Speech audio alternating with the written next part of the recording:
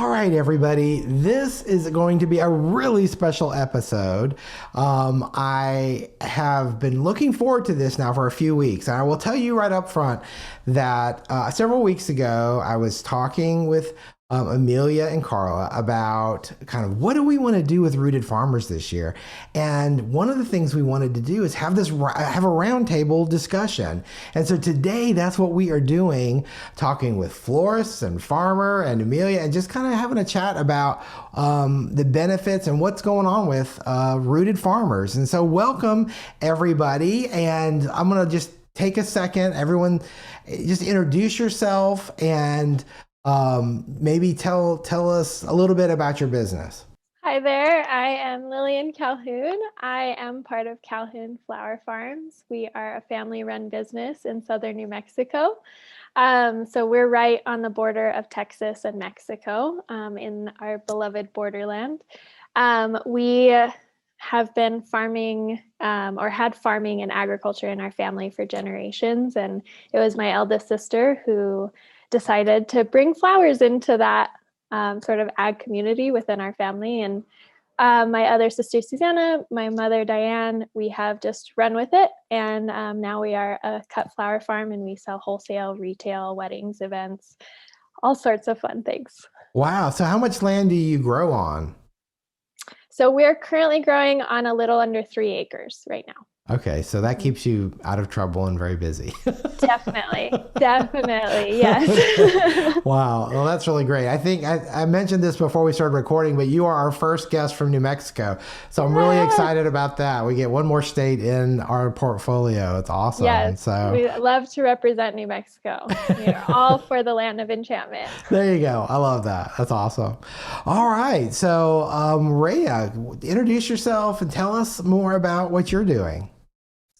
Hi there. Yes, I'm Rhea. I am the owner of Photosynthesis Floral Design. We're based in Richmond, Virginia. My business mostly focuses on weddings and events.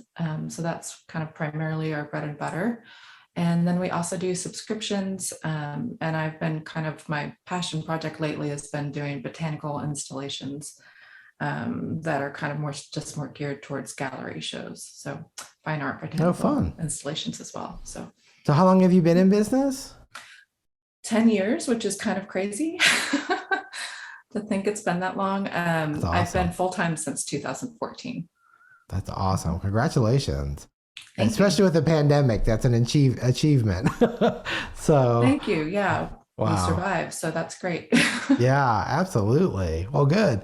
So I'm really excited. Amelia, I don't know if you need an introduction, but we're glad to have you here. So why don't you, in case you're new to Rooted Farmers, one thing I want to say is we're going to put a link down below in our show notes, and you can listen to Amelia's first episode with us last year. And if you want to catch up and learn more about it, plus later on, next week we've got scheduled, we're going to be recording a new Zoom video where we're going to walk through the new platform and just all the changes that's happened that for the better and just all these great things. So Amelia, welcome to the Flower Podcast too. Thank you, Scott. Thanks for having us. We really are excited about this, and we're happy to be here. Well, it's just great to have an opportunity to kind of, sit back and kind of, the platform that you've created does create opportunities for both the farmer and the florist. And so I've wanted to kind of talk to people on both sides of this. And I feel like it's just so powerful what this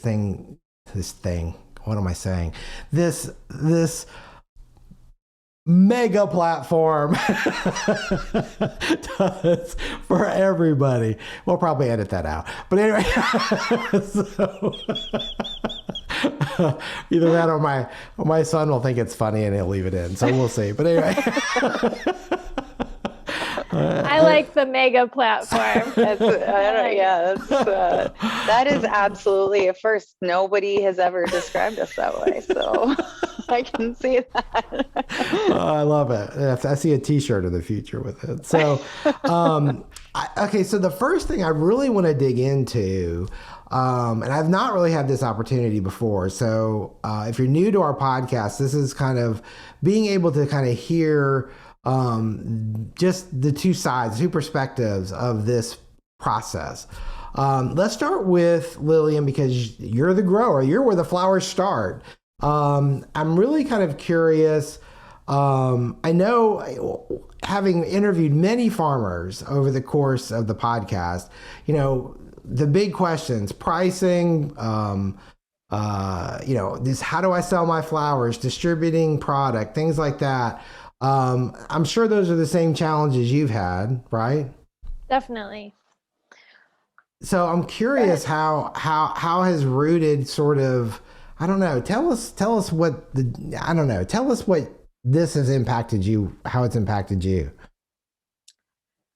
Well, it's impacted us and our farm in so many ways. I think primarily in providing a platform that we were trying to get to ourselves, right? It's a platform that's made by farmers for farmers. And so it's set up in a way that we were trying to get to, but we had no idea what we were doing. So of course we did it the hardest way possible, and we tried it 4 different ways. We were sending, if you look at, for instance, the ability to connect with our buyers, for instance, florists. Previously, we'd tried so many different ways. We tried sending out Excel sheets of availability lists. We've tried setting up products on our Shopify or Squarespace. We've tried picture albums, every possible way. And it was always a bit of a headache for both us and our buyers. And so now to have this platform that allows us to upload our products into a system that has a really diverse catalog.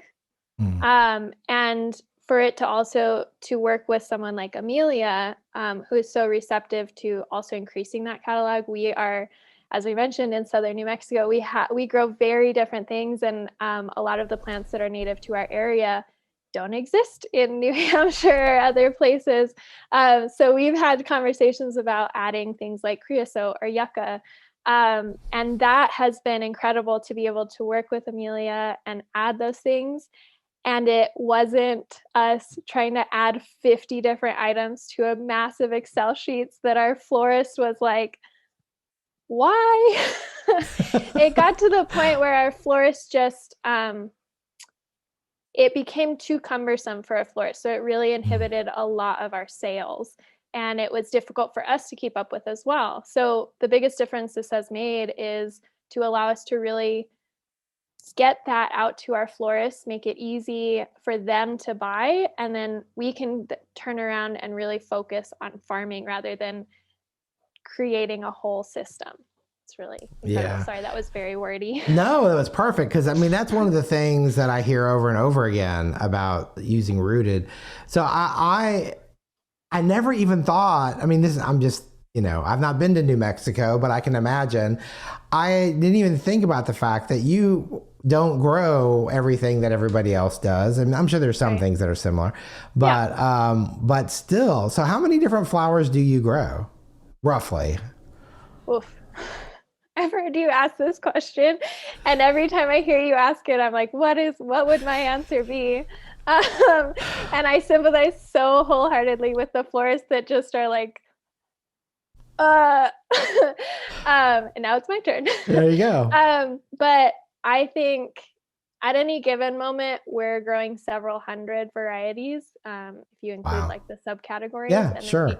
We also do quite a bit of foraging and things like that. And then, of course, year to year, that catalog changes for us. But several hundred at any given moment. That's why I wanted to ask you that question, because I'm thinking, that's a lot to keep up on an Excel spreadsheet or a Shopify account. And having a platform that, of course, can help, like you can load up on your cell phone your live inventory and get back to what you were doing and, let people fight over it. I mean, that's right. Yes. Well, Um, and what we've loved is, and I know other farmers can sympathize. We love to experiment. So uh-huh. if there's, and often we'll experiment with things that maybe we shouldn't in southern New Mexico, but we don't. We just do it anyway. But we have so many different varieties that maybe we don't have in a large quantity. Sure. But this is so easy to upload. We can now offer that to our florists. Whereas before, when we were doing it all ourselves on an Excel spreadsheet, we would only prioritize the things that we had the most of, so we didn't have to change it every 5 seconds. So that's been a huge like triumph for us as well. We've been really excited to be able to offer truly everything that we are growing. And then we get more information back on if this experiment is successful. Not just is it successful for the grower, but is it something that these florists and other Want. buyers would want? Yeah, that makes perfect sense. Okay. Well, you did a great job with that, so thank you. Rhea, I am amazed because I don't know that I've ever had the opportunity to interview anyone on the buying side of it. And so no pressure here, okay? So I know that a lot of times when you're a wedding and event florist, some of the biggest challenges if you want to source local product is finding enough of it or the time involved in sourcing it and tracking it down. Mm-hmm. What has this platform meant for you, and how have you been able to really harness it for your business? It's been wonderful. I mean, as Lillian already kind of talked about, it's really streamlined the ordering process for everybody. So it means I'm not combing through 10 different emails, 10 different price lists from different farmers. I don't have to email 10 different growers. It's really amazing to have everything in one spot. So that's invaluable. So it's no small thing. Prior to Rooted, I feel like what Lillian was talking about is totally true. I could tell that the growers were trying to kind of come up with succinct ways of selling their products, but it's not an easy thing because there's just so much nuance in everything that's grown. So it depends on the season, the colors, the varieties, all of these things make a big difference. So that's just been really, really helpful. And it's just made things a lot easier. So as I'm sure everybody is aware, the wedding industry, the event industry is incredibly so seasonal that it's incredibly busy. We have that crush during wedding season, every wedding season. And just being able to save that time is really amazing. So that's been really a great resource for us. So I'm really curious because in the area, you're in Richmond, Virginia. In that area, I feel like there are several farmers. I don't even know how many flower farmers. How many of these growers are participating on this platform? Do you know? Maybe that's not a fair question. We are really fortunate. We do have a lot of growers in the Richmond area. Probably 5 or 6 years ago, though, it's funny. I mean, how many farms have started, because there weren't that many when I first started doing this back in 2011. I mean, there was like nobody growing, and now I feel like we probably have like 20. Wow. I'm not sure about the exact count. We have a co-op that has 9 different growers. So that's one really great source. And then there's a few smaller farms that aren't on the co-op that are also on Rooted. So it's a wonderful resource just to be able to go there and kind of order directly. Because you can imagine, I mean, saving time and having to kind of like correspond with all those different farms it's huge. So, and in terms of kind of being able to get the quantities of things we need, having a resource where everything's in one place is really invaluable. Well, I know one of the things I always hear about is, okay, so you have a big white wedding, imagine. I know how I feel about local flowers. So I'm curious, how do you feel like having access to this local product impacts your business or makes a difference in what you do? I think local flowers are amazing, and in general, I don't think I talked about this earlier, but sustainability is one of the core values of photosynthesis. So using local product is obviously a really great way of working more sustainably. Sure. So it's something I've always tried to incorporate a lot of local with our wedding work. So that to me, I kind of approach design in a little bit of a different way generally too. I'm not necessarily trying to make little cookie cutter arrangements. And when I talk with my clients, I talk about that. So I kind of use the phrase sisters, not twins for centerpieces, for example. I love that. So having some of that flexibility, thank you. Some of that flexibility means that I don't have to have 50 bunches of one thing. I can have maybe 10 of 5 different varieties that fit the color scheme. And that means I think it makes for a more interesting design overall. So not every centerpiece is exactly the same. They all work well on the tables together, but it doesn't mean that they're kind of replicas of each other. So that's one way I've kind of approached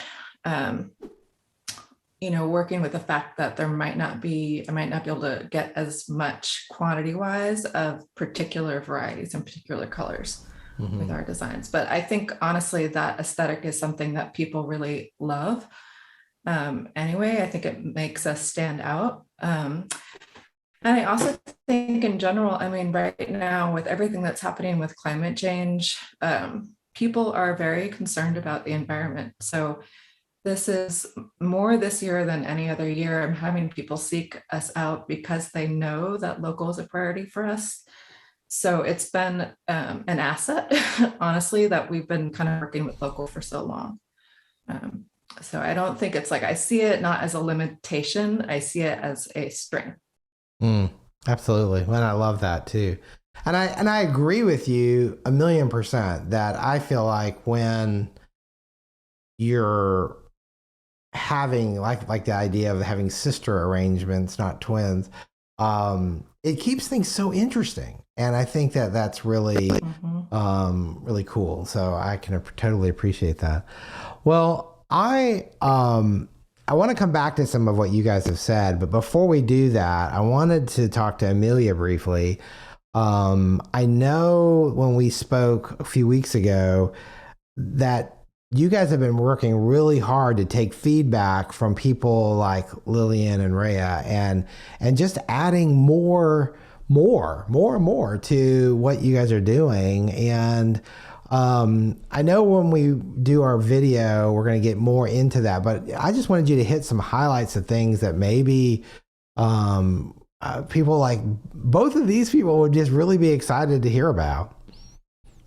Yeah, absolutely. I think this has been just the most exciting year that we've had because we've seen such interest and engagement from all of our members. And I think it's just driven us to really hone what we have put out there for everybody to use on both the buyer side and on the grower side and the collectives. And it's so much fun to have so many people so invested and excited about building this as sort of, it's sort of a crowdsourced tool where we're able to have all of our growers feeling comfortable and confident come to us with their questions and their feedback and their requests about different types of tools that we could build for them. And also on the buyer side saying, I love that I'm able to shop by color palette, but also to search for a specific item. And this is how I like to search. And so we can build all of those types of features into the way that the system works. And what ends up happening is that, Lillian in New Mexico and Rhea in Virginia and folks in New England, everybody ends up benefiting from each other's input. So it ends up really creating something that no one of us could do ourselves because we're benefiting from everybody's really genius ideas. I think that's been the most exciting thing for us this year. some of the specifics. So I talked a little bit about what it looks like on the buyer side now, the different ways that people can search and filter and look for different types of products and view, all sorts of items together or filter out by categories. So you can look at buckets, or you can look at just straight bunches or bouquets, or, however you want to filter through the results on the shopping side. And on the grower side, I think the tools that we're most excited about and that we see the most excitement for grower members are really around the analytics, because of how we've set up the system, because we're using our database to really drive all these. And I think Lillian's description is great, a catalog of products that everybody can list from. It means that we can then turn all of the data tied to each one of those products that you're listing into really helpful insights for your business. So you're able to look at all of those. You can look, we track everything by genus, species, variety, series. We break it out in a lot of different ways. You can sort of look at the high level, the 30,000 foot view, where you can dial in really with a lot of granularity and see, specifically within my zinnias, which ones are outperforming and which ones are underperforming. Specifically among my snapdragons, which ones should I continue growing? And same thing with the colors. So you can look at all the different colors products that you're selling, and then look at which varieties within those color families are doing really well or maybe not doing as well. And all of those tools just translate into informed decision making in the seasons ahead and in the years ahead. And I think that's those are the really neat and super flower nerdy things that we've been able to build because of all of these really, really great suggestions from all of our growers for this year. Well, I know what little bit I've seen, I was really excited about. And I think it doesn't matter what side of the equation you're on, I feel like it's opportunities to totally geek out over, okay, oh my gosh, I can't believe there's this much product, or oh my gosh, I can't believe all the insights into the colors and the mixes and, what's popular and not. So I think that's really great. One thing I think I want to touch on briefly is, for people who are new to Rooted Farmers, can you briefly kind of describe, maybe what this platform really does for both sides of the equation? Because I know we kind of jumped in here and we kind of were talking about these two sides, but then for people who might not understand, I want to just kind of tune that in a little bit. Yeah. So I am also a flower farmer. I started growing in 2017. And started working with a group of growers. We're in New England. We're in Zone 4. We're pretty far up in New Hampshire. So they're a very different climate than New Mexico, which is what Lillian alluding to there. We grow very different things. And so we've had to expand our catalog a little bit for her product, which has been really fun.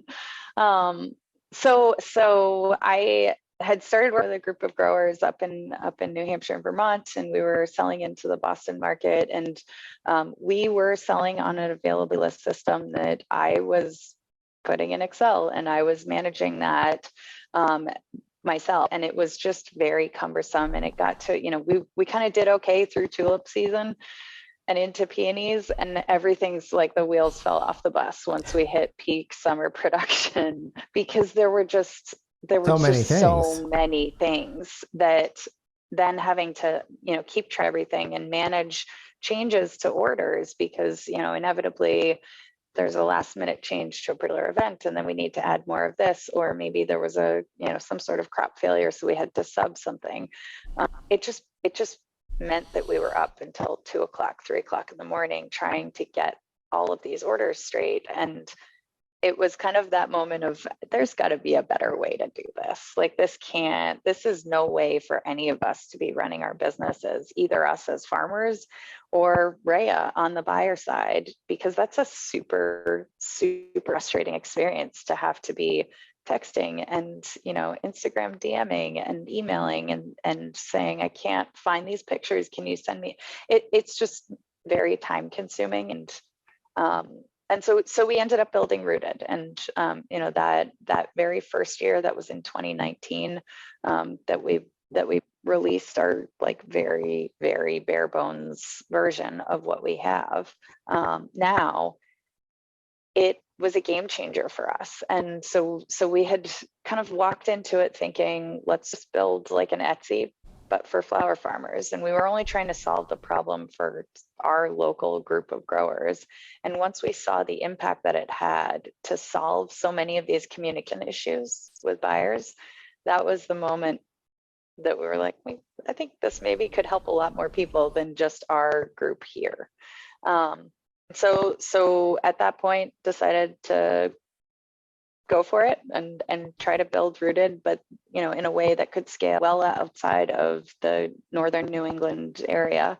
And so that's kind of our backstory. And as far as what we do today, I think it's morphed into not only that e-commerce solution, which is what it started as, but it's really become a really critical layer of our farm management systems. It has turned into an inventory management tool, or management, customer relationships, being able to utilize a lot of those analytics, all of our invoicing systems, everything all now live in one place. And it has completely eliminated hours and hours of administrative work, which is really critical when you're trying to, run your farm, and also maybe you have another job, or, you've got kids and you've got to focus on other things besides just sitting on your Excel spreadsheets hours and hours every week. So Rooted today is it's still, I think, modeled after that concept of Etsy for flower farms, where every farm's on, they've got their own profile, they keep their own inventory catalog themselves. They're able to connect with their buyers. You can sell wholesale, you can sell retail, you can sell both. You can sell through your collective, you can sell to farm. I think Rhea has experienced both of those. And it just eliminates a lot of that, administrative overhead, and helps us as growers to not feel such staggering levels of burnout by like June 15th every year. Yeah, no, totally understand that. Well, I think one of the things I'm curious about right now, with everything, how long have you been on, Lillian, how long have you been on Rooted Farmers? So we started last year. Okay. Previously, our flower farm journey has, it's had a lot of twists and turns. Previously, we were actually more focused on retail florals, and we grew primarily for weddings and events. Mm-hmm. And before 2020, 80% of our business was in weddings and events. And then everybody knows what happened. And then we had to really shift. So we needed to focus on wholesale, and selling to florists and wholesale had always been something we wanted to do, but without really investing in it, it was difficult to have that part of our business grow. So in 2021, we decided that would be our main goal, was how do we really focus and grow our wholesale market and our wholesale buyers. And so here comes Rooted. We met Amelia on a webinar, and we saw her presentation, and we were just, our minds were blown, because we had been trying to create this thing, and here it was, like, already created, already done and flexible and growing. I love the fact that other farmers are also contributing, so they see things that we didn't even think of, and we're like, how did we live without this? So yeah, and I just forgot what your question was. I'm sorry, I got on a tangent. What was your question? It's all good. So I probably forgot to. No, I'm joking. Okay. No, just wondering. How did we get on Rooted? Yeah. Well, no, and how is it going to make a difference, like in this year? Oh, 2022. Like using the information. I mean, now you, okay, so I'm going to reset this up just a second. Okay. Great. So, Sorry. no, it's okay. So I know it's so exciting, but the one thing I'm curious about is when you have, now you have all this information, right? Because, you know, that was your first year. How is that going to change 2022 for you? Or how has it already maybe? Oh, so much. So we actually, even just this morning, we had a 2-hour conversation about how can we get more things on Rooted. Because after speaking with Amelia more, I know that that's the direction that you're going, right? Where how can Rooted become a one-stop shop for farms who do multiple products? For instance, we do subscriptions, we do retail, floral, wholesale, grocery, and we have a botanical line of soaps, bath bombs, dried flowers. So there are all these avenues that we're trying to bring together. And we're really excited to be able to get there. We're not quite there yet because different buyers require different things. But I know that Amelia is working to get to that place, and we are so excited to start moving things onto Rooted so that it can start to replace a lot of our other avenues that we're currently working on and paying for, and to get everything onto one place. More than anything, to track inventory Wow. is going to be incredible. Plus the analytics.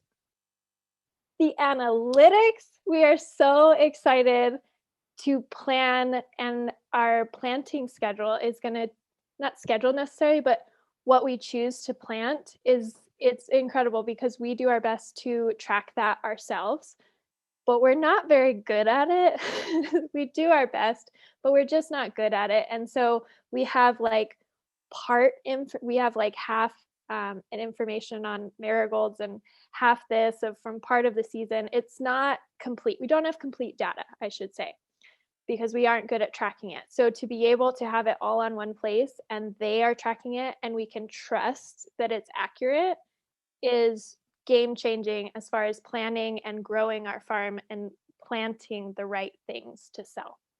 I know when I saw some of the analytics behind what from a farmer standpoint on the platform, I'm like, wow, never thought of that. Wow, never thought of that. Like, there's stuff on there like you probably didn't even think to track before. And Right. it's like, I know, isn't that great? By color?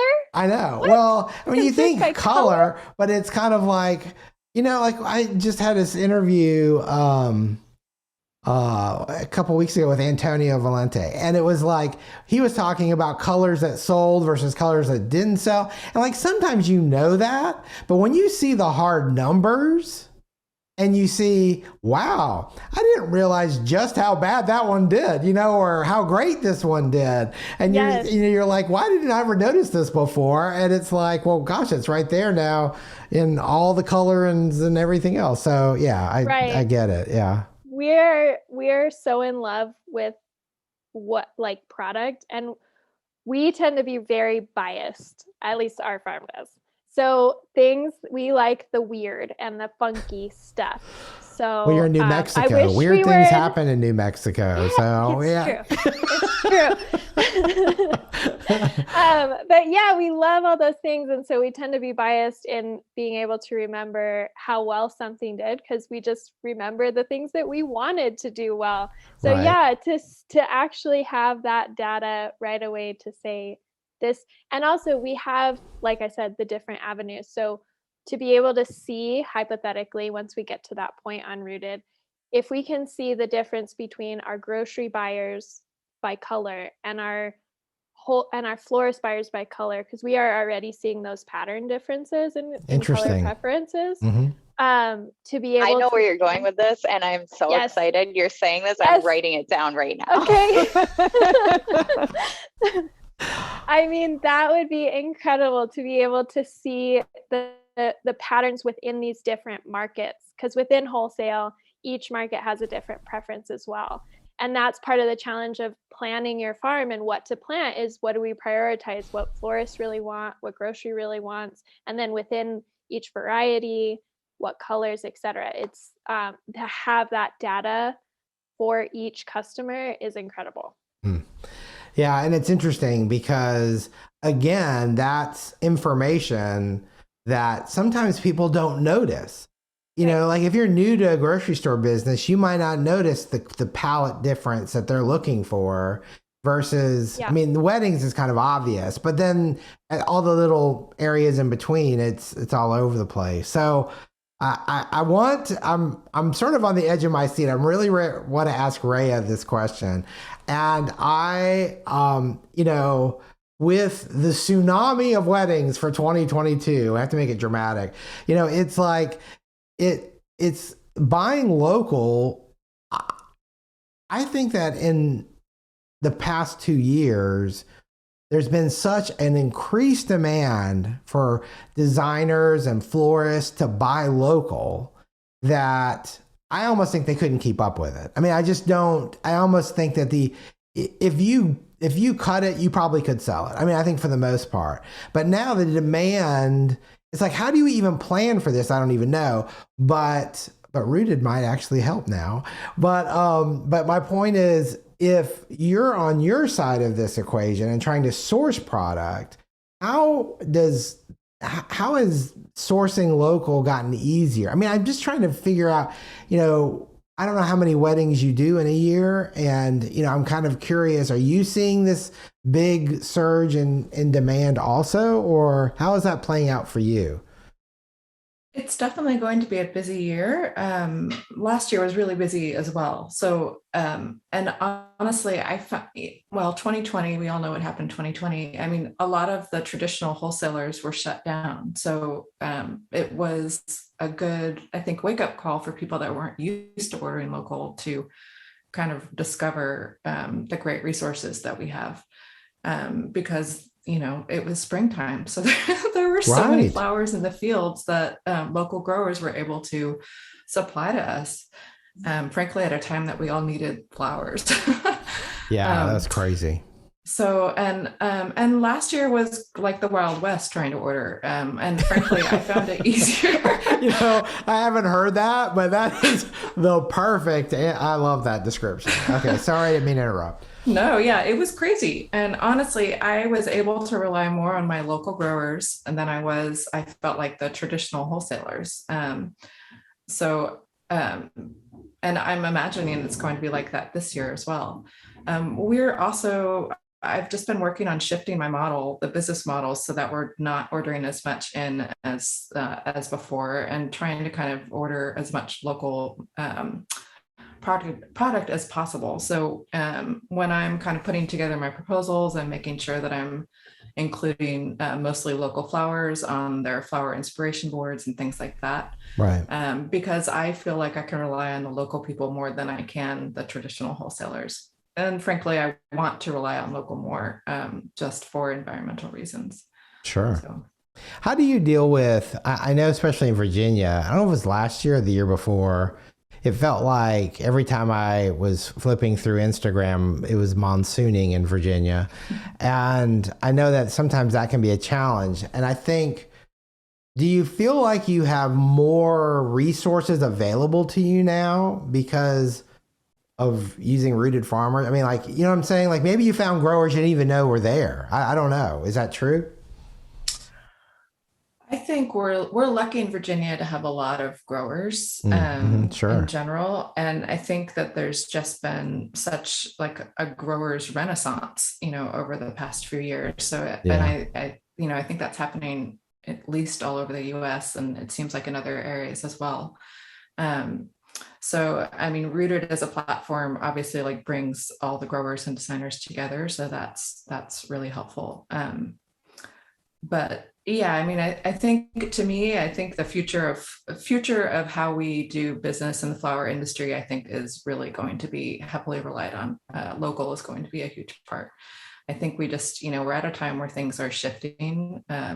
We're all shifting how we do things to kind of better adapt to the climate. So. Sure. How does,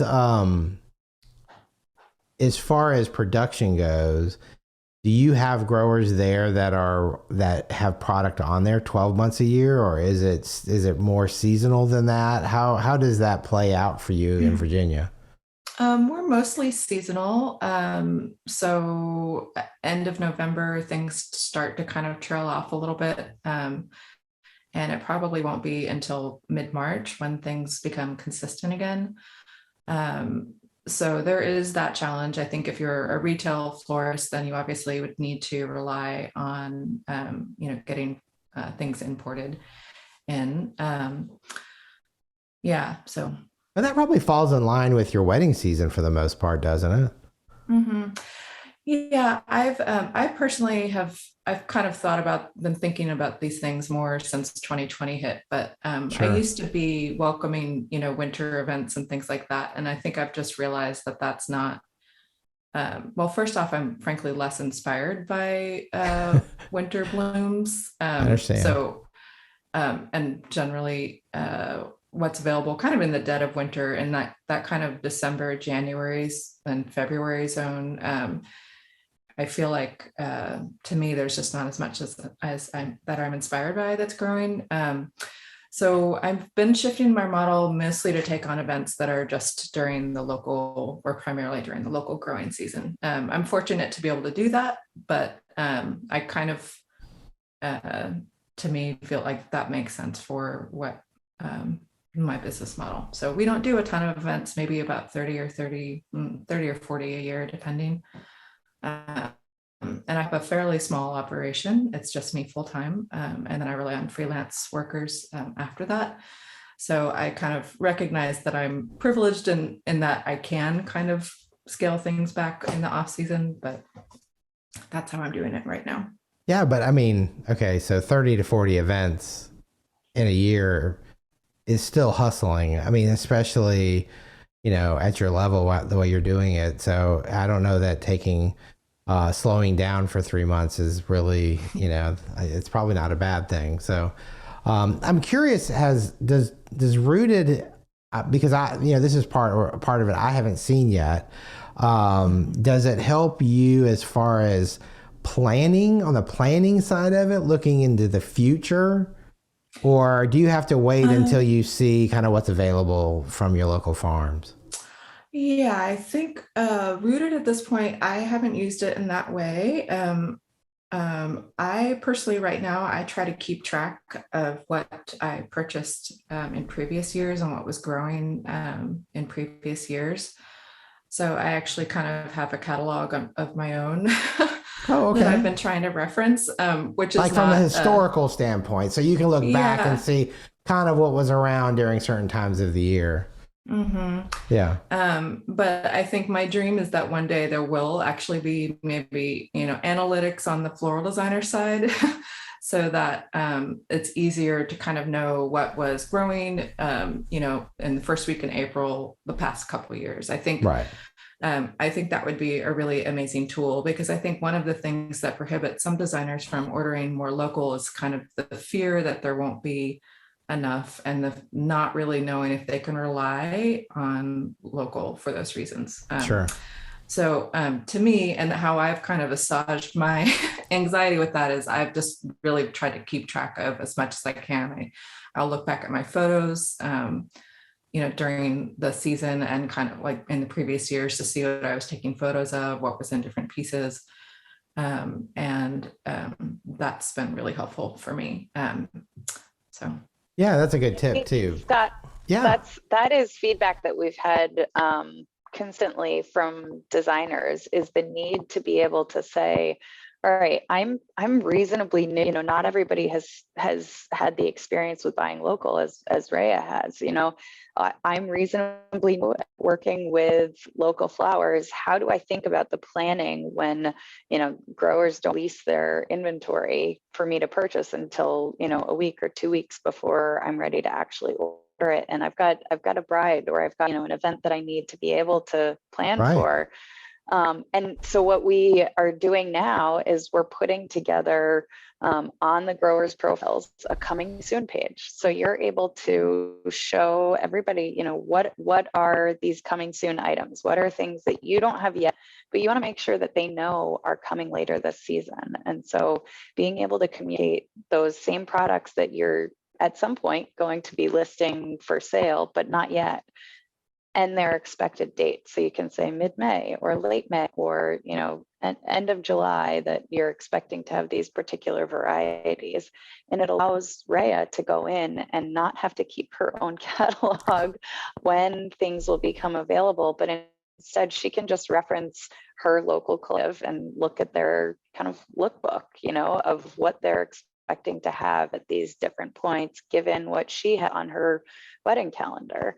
So I think that is something that is the product of the designer feedback, saying we really need to be able to have something to look at in these off seasons to be able to plan for our clients. And so this is something that will hopefully kind of alleviate some of that workload that she's taken herself there.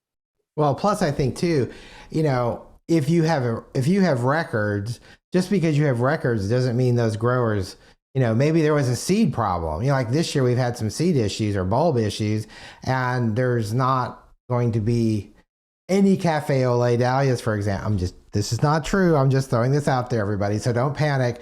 But I'm just saying, if something like that were to happen, it wouldn't matter if you got them last year because you're not going to see them this year. But or even on the other side of that, if there's new things like you never even heard of before, and these farmers are all stoked and excited about promoting them early, it's just so that they can kind of give you a heads up. I mean, that's really, I think, a cool tool. And with nature, it can't be an exact forecast, or maybe it can be once you get closer.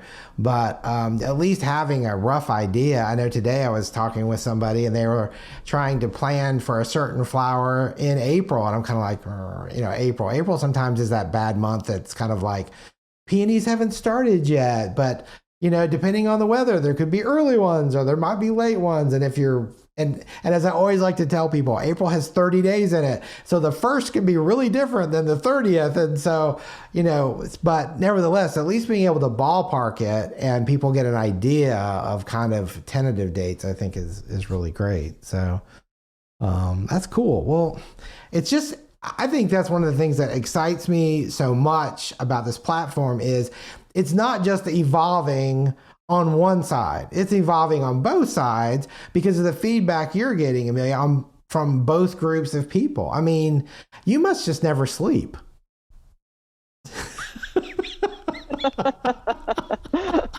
My husband's not laughing. Doesn't think that's a funny comment. I understand that point of view. I think that having feedback represented from both sides of this equation is exactly how you solve these problems, because we as farmers, we only know what we know, and designers have a completely different way of thinking about the product that they're using. Often, some grow into the farming side, and I think that's fantastic, and they bring their own unique perspective. But I think being able to have these conversations on the grower side and have the same conversations on the buyer side and say, what is it that you need? Do you need in order to be able to make this work for you? And this being buying from farms, buying from small farms. How do you think about the purchasing process? What are important tools for you? And so, I think something that really surprised us broadly across the grow side was hearing that something as simple as when you put the inventory in your cart, if I'm a florist and I'm adding something to my cart, I want to know that I'm going to hit the checkout button and I'm still going to have that thing. I don't want to think that I'm going to lose that and reserve the inventory. If you're putting together a cart on a Shopify site, other florists could buy that item out from under you, and you wouldn't know until you went to hit the checkout button. And especially in Rhea's case, you know, where you're shopping from a collective and you've got a lot of different buyers who are all kind of looking for the same types of products for the same events, same types of events, maybe same color palette. Having that product reserved for that hour-long window is really, really invaluable. And we wouldn't know that if we didn't have that conversation with designers. So I think that's just really fun for us, is to be able to have those conversations on both sides. Absolutely. Yes, I can attest. Actually, that's been really great, because it takes the anxiety out of feeling like you need to check out immediately. So yeah, most of the time, honestly, most designers kind of get right on Rooted when the listing goes up. So it's usually, I think it's like 4 o'clock on Thursdays. So we're all on there. And anyway, so thank you for that feature. I appreciate it. That's really important, though. I mean, that's the sort of thing that we wouldn't know if we didn't have all these conversations with people. Sure. On our side, we've first off, Rhea, I love your commitment to buying local. It is truly having florists and buyers with that prioritization and that commitment is what's going to keep this movement going and growing. So thank you for that. That's something that we are trying to foster in our own community. We're the only grower for a ways, for miles. So we are still making connections with our florists and still trying to make it as easy as possible. But they have, maybe they don't have the time to find these different ways of buying, and they have their own formulas. So it really is how do we connect with these florists and get them to buy in? And that's what makes us as a florist in southern New Mexico, that's what makes me so excited, is that you are getting and receiving and this feedback from these other buyers, so that when we contact our buyers trying to get them on board, it's an even better product. It's an even easier platform for them to navigate, and it makes our conversations much easier, because it's such a beautiful and polished program that it's not that different from where they go, where they buy their flowers elsewhere. So yeah, we're excited for the growth, the possibility of growth, because we're still working on fostering that sort of florist to grower community and making it easier for them, since it's just us. Sure. Well, I want to get on here. Rhea, did you want to say something? Oh no, it's I think what you're talking about, just making things more accessible, is going to be a big difference. There's a lot of anxiety, I think, on the designer's end of just meeting quantities and things like that. So everything you're talking about is a great way to approach things. So yeah, I agree. Well, I want to say this real quickly before we continue, because there may be some listeners out there with this question. When it comes to Rooted Farmers, it is, I know that we have a special promo code for our listeners that I want to make sure people know about. And Amelia, you might be able to explain it better, but our code is TFP for the Flower Podcast 2022. And from the farmer side, I know that they can save some money. So can you explain kind of how this works? Because I know sometimes that's the question from the cost standpoint. You know, how much does it cost to be a part of this? Do you mind sharing that? Because I'm kind of putting you on the spot, so I'm sorry. Yes.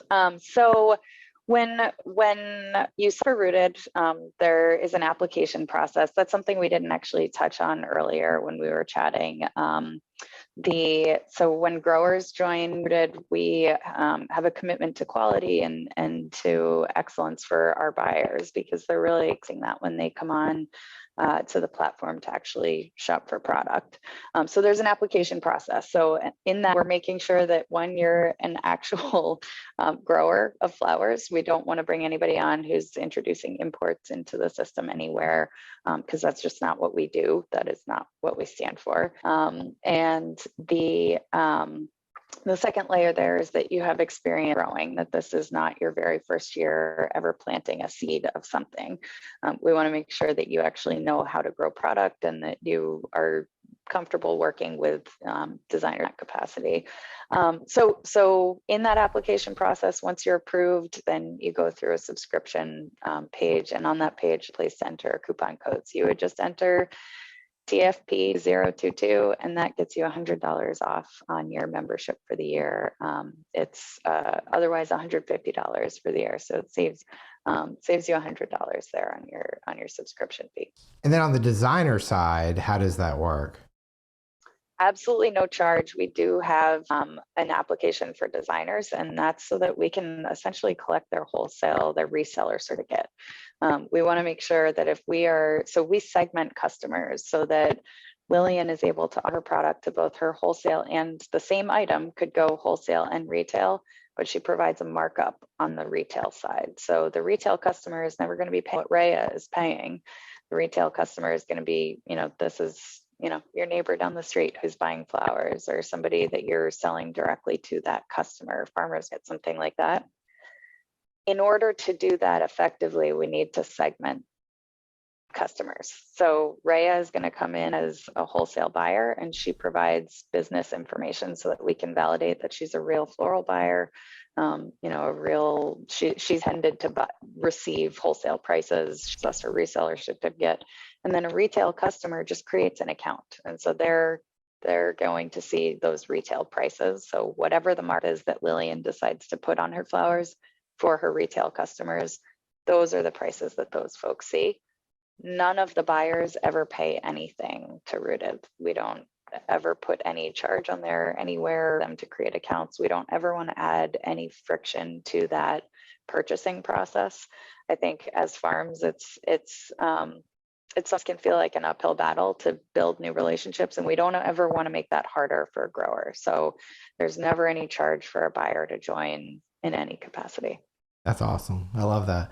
And the audio could have broken up just a tad bit. So the promotional code is TFP 2020. Or sorry, 2022, 2022. 2022. Yeah, sorry, We're my in bad. 2022. Yeah, I know it feels like it's 2020, but it's been 2 years of this. I know. I just have no words. But anyway, TFP 2022 is the code. And I'm really excited to be able to offer our listeners that opportunity to save that money. And to try. This is the perfect time of year to do this. Before it's crazy wedding season, Mother's Day season, you're cutting, 53 different, or in Lillian's case, I forget how many, 200 different crops. This is the time to get set up. So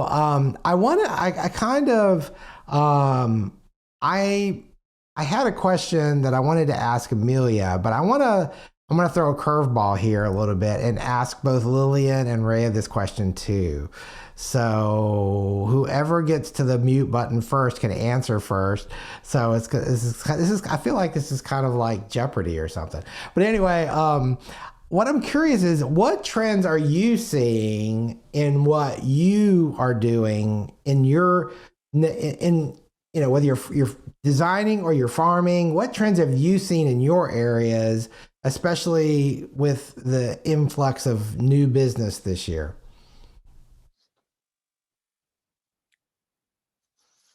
Let me think about that. I will say, actually, I think that local is becoming more of a thing. I think that everybody is trying to figure out how to work more sustainably.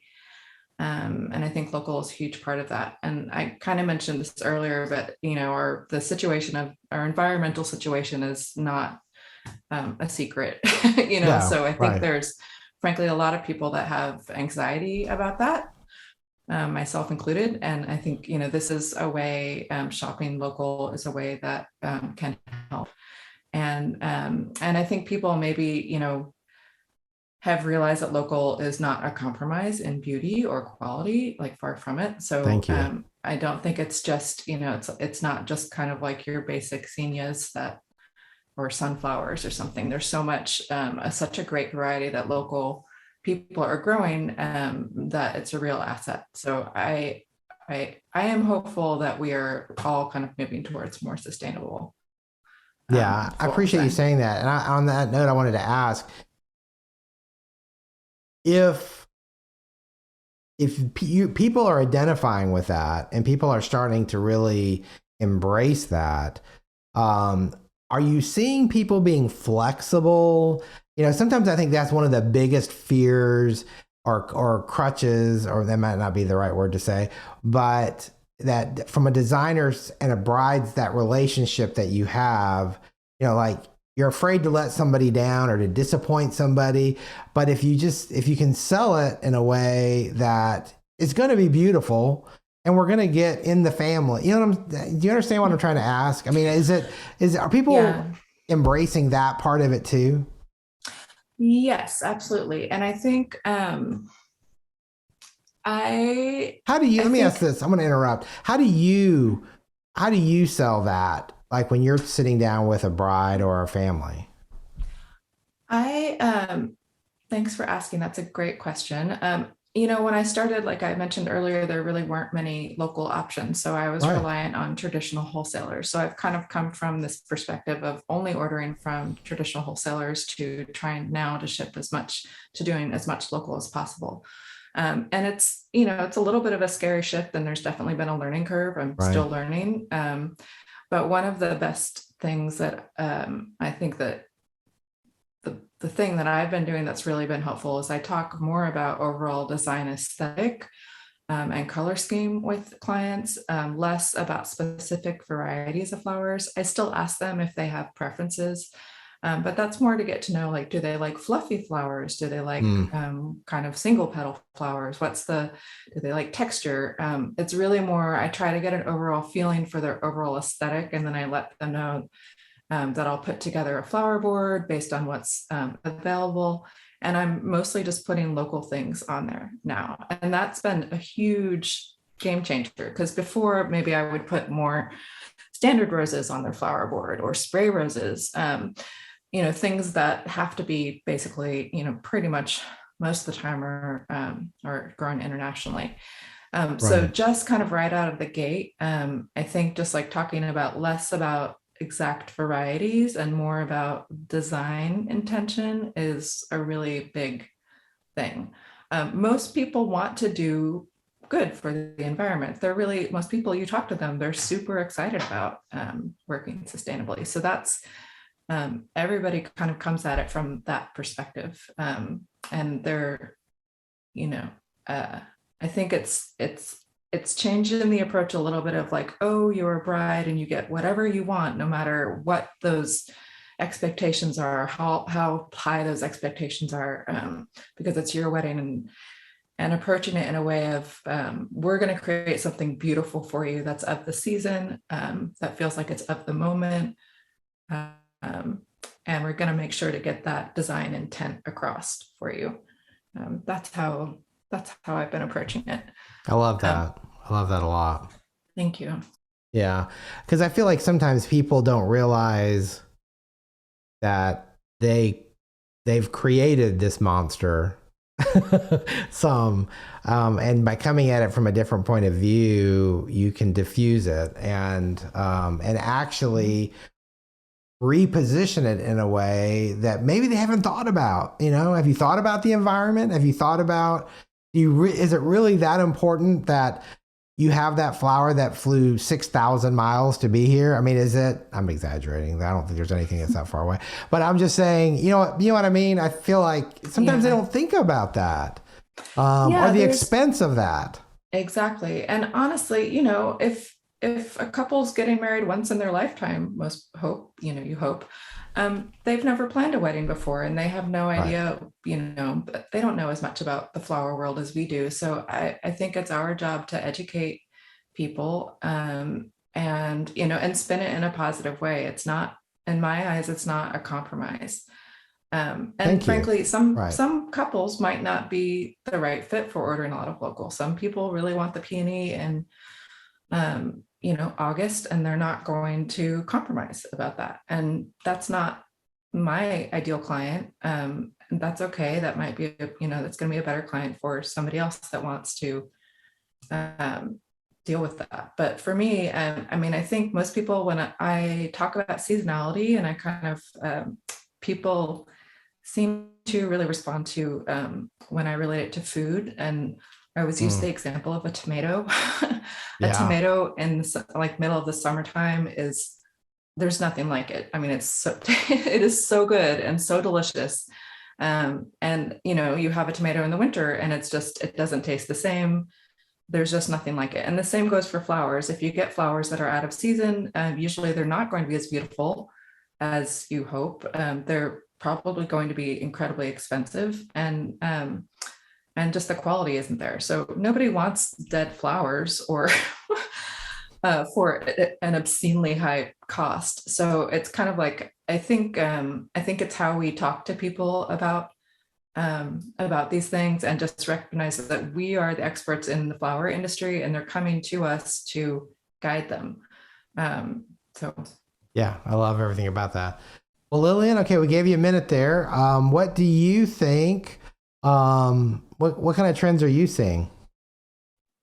Well, first, just to kind of piggyback off of what Rhea was talking about, I completely agree with what you're saying. I think that I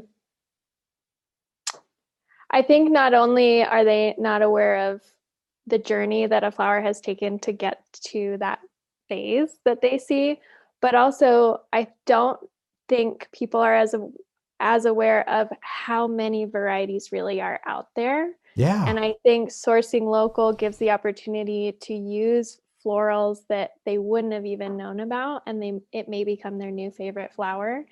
And I think trusting your florist and your grower to know what will be the best product, you'll be happier by the end of the day. That's what we're seeing. We are a farm florist, and we've shifted. We used to do custom. We no longer do custom. It's all a la carte, and we have 2 palettes to choose from, neutral or bright. And on our questionnaire, people have to select. I understand that Calhoun Flower Farms cannot guarantee a specific flower or color.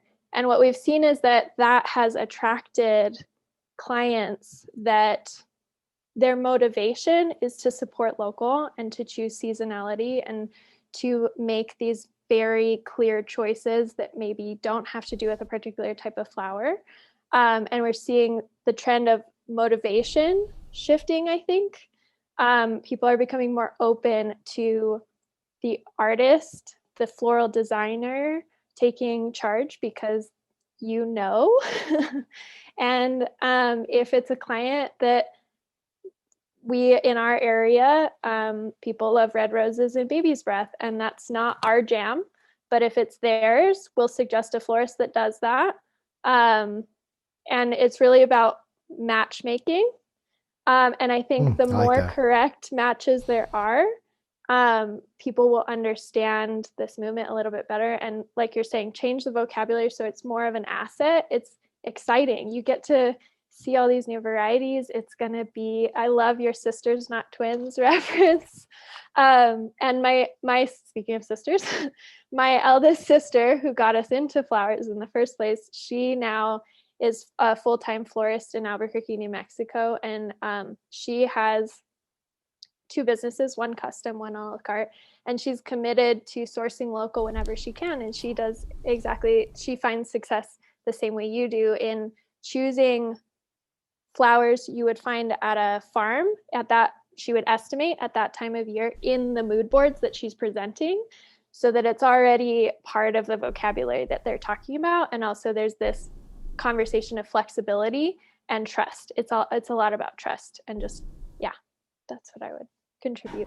Well, the thing I hear coming from both of you is that local flowers create this opportunity to create something that's special, unique, and memorable that isn't cookie cutter like everybody else that is usually using imports, because it's seasonal. It's of that moment. It's like you said, Ray, that tomato, it's like you can't duplicate that when it's in its season. It's at its best. And it's just a huge opportunity. And so I thank you both for sharing that. So I'm just curious, Amelia, how Rooted Farmers is embracing all of this information now, and what are you seeing happening in this upcoming year?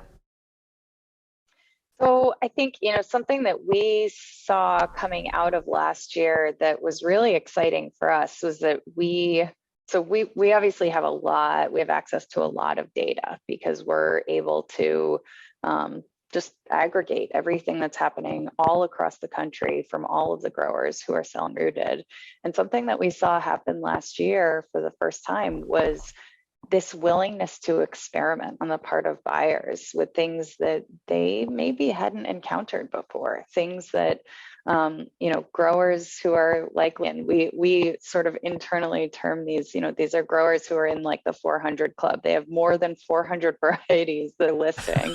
And so they have a lot of product, and it's a very cool club. It is a very neat club for us to be kind of keeping our eyes on too. I feel a podcast episode coming on the 400 club, and we'll do a round table with people all growing 400 varieties or more. Anyway, sorry, didn't mean to interrupt. No, it's okay. But they're selling, and that's what's really neat is that man is experimenting and buyers are also experimenting.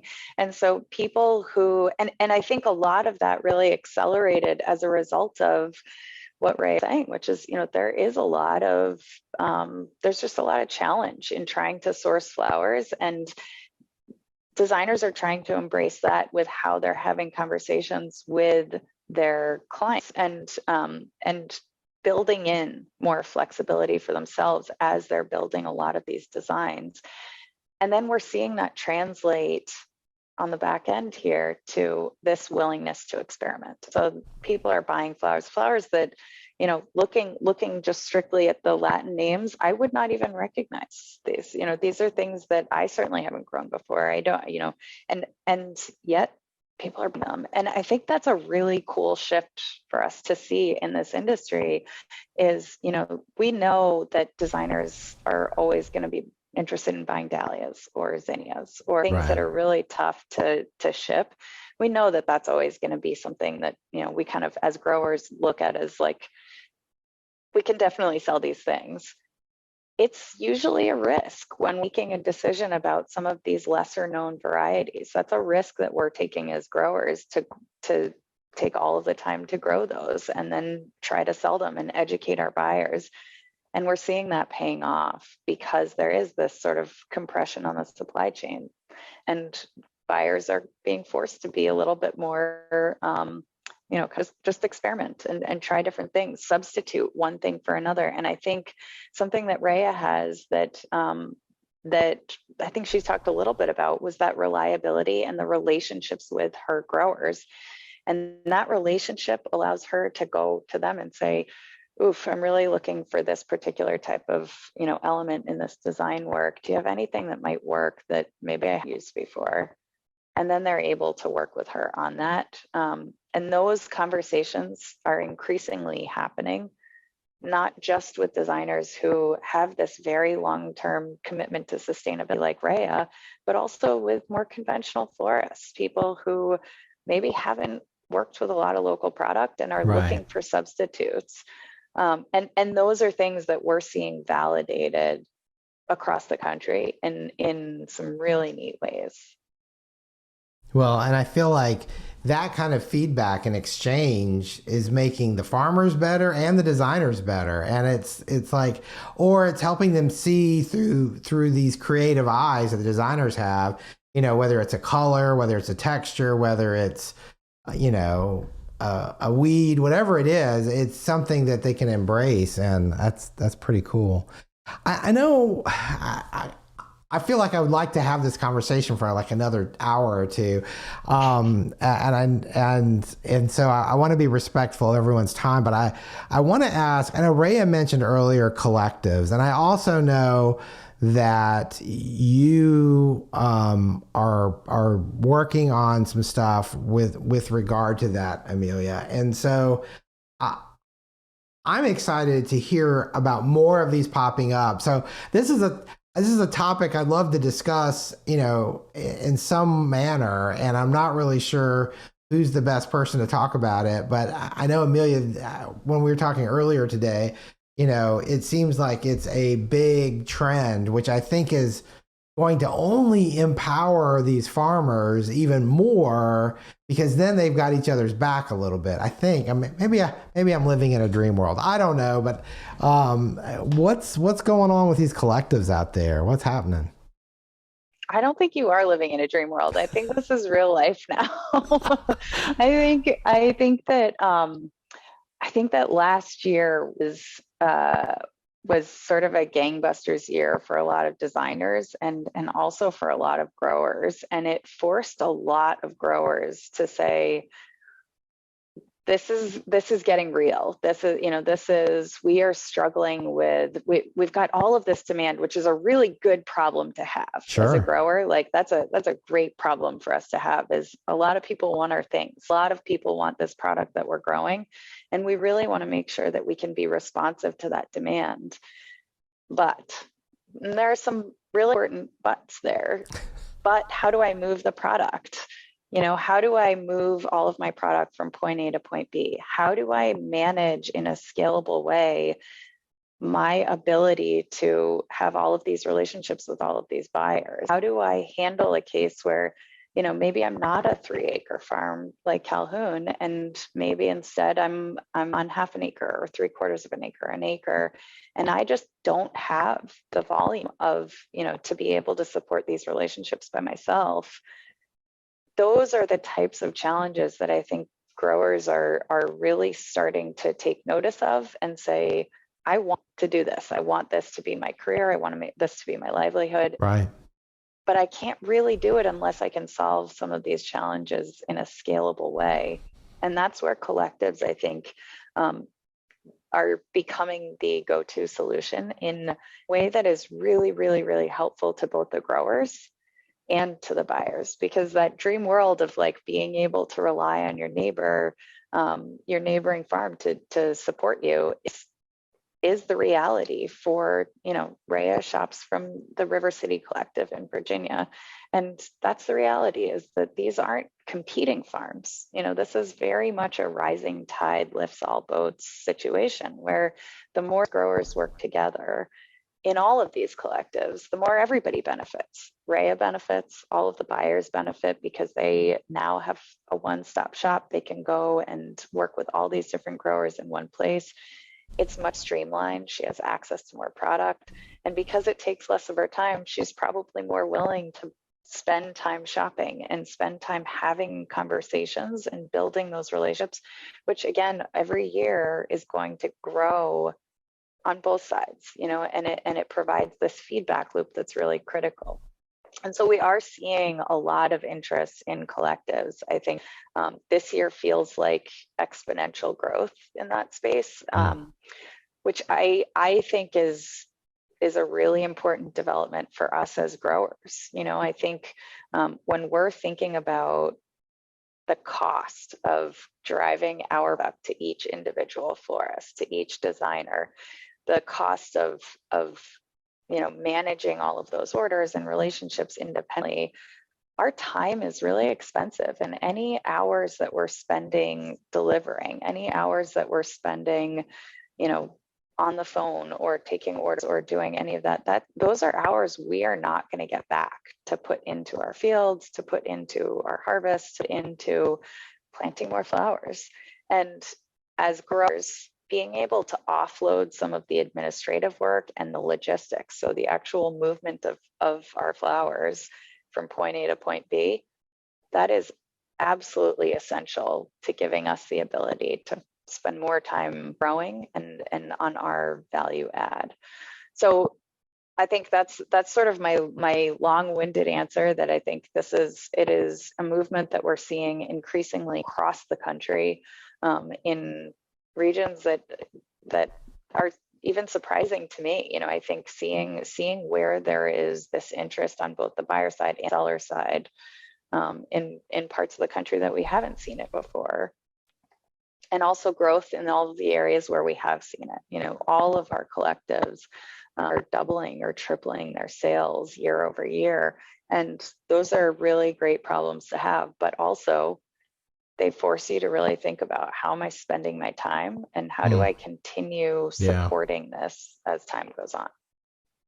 Yeah, and I know there's times when I've heard feedback where people are concerned about the competitive side of it, you know, how does that work and things like that.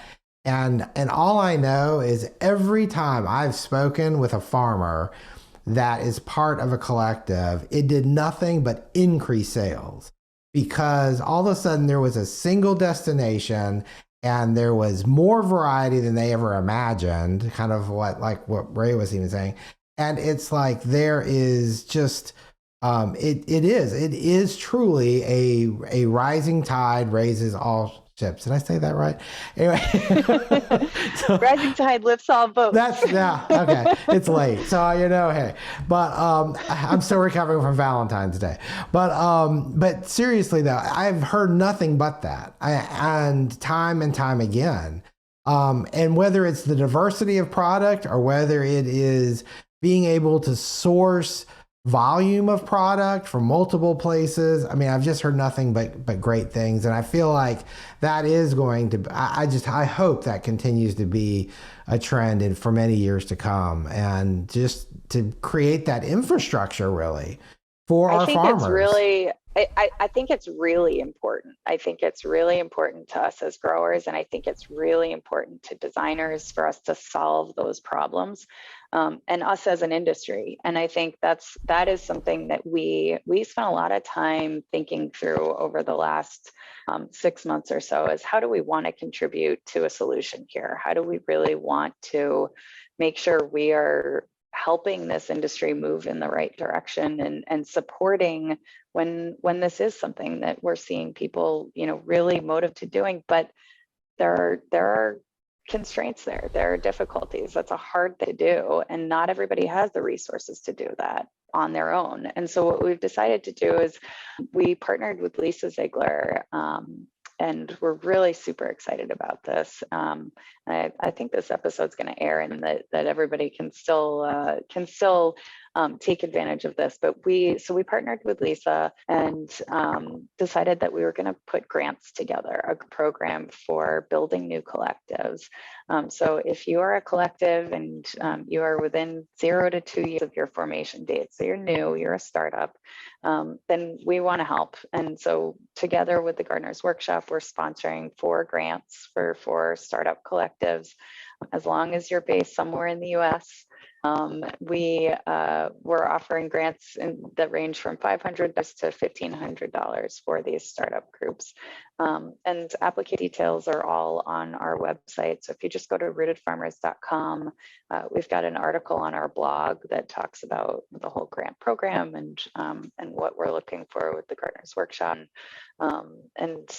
And at a minimum, I would say it's a really great outline if you're thinking about starting a collective, for what are the categories, what are the topics we need to be working through as a group in order to nail this, you know, in order to really do this well. And we provide a really solid outline there. And we're also working with Lisa to put together one of her on-demand courses for you know, what it means to join a collective, so one that's already in existence, and what it means to start a collective. And it's a course that we've worked on with our collectives, so we're really excited to have all of their input on it too, and really provide that guidance of you know, where are the places that other folks have gotten tripped up before, and how do we not make those mistakes? So how do we learn from everybody else's mistakes so that we don't make the same ones? You know, I know we've run a little bit long here, and we have packed a lot of great information in here.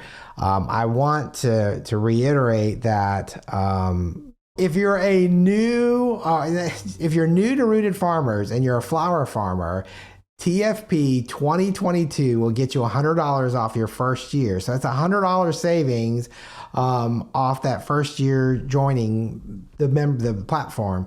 And this is a great time of year to do it because it takes a little bit to get started into it.